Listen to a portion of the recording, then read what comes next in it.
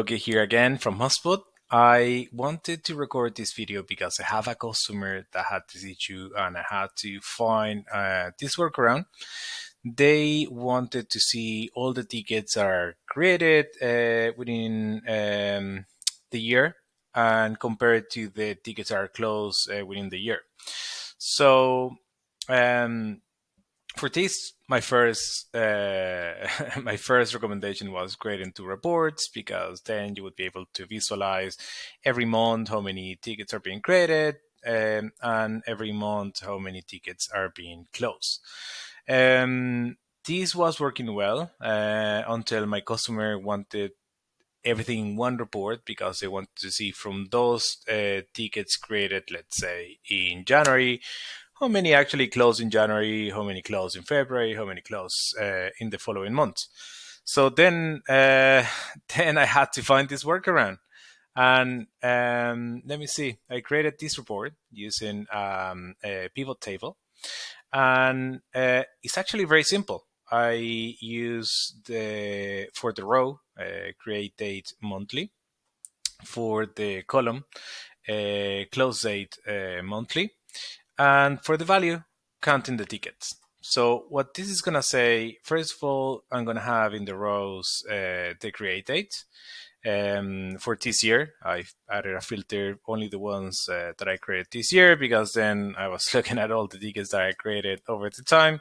And because this is a test account, I had many tickets without closing date, etc. So contamination in the report. Now, in the rows, again, we have the create date. This is going to be monthly. So I can see that in February, I created 2 tickets. And I can see that in March, I created 1 ticket, right? So this is going to show me the total value of how many tickets I created every month. And here is going to show me the value of how many tickets closed this month. So for the 2 that I created in February, I can see that one actually closed in February, but the other one closed in March. For the ones that I opened in March, none closed in February, but the same ticket closed in March. Now, this looked very simple, so I was like, okay, let me see if this is actually right before I tell my customer. And I tested in a different account where I can see, for example, here, 40 tickets were created in January 2023. From those 40 tickets, 5 were closed in January, 7 were closed in February, and it continues. Then I can see, for example, that many of those haven't been closed as well. But if I want to take a look, for example, this one that was open in January 2023 and it was closed in January 2024, which is very strange. That could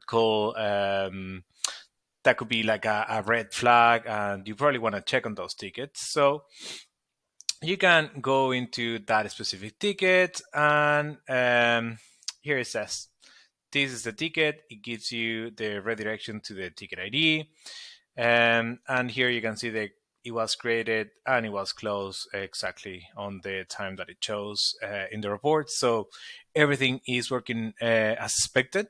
I would recommend you this, but also always add a filter.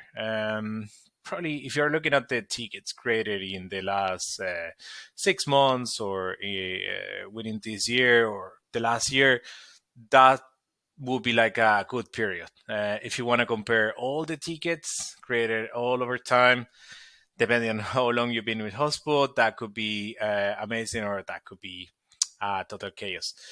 In that case, for example, you can do it per year.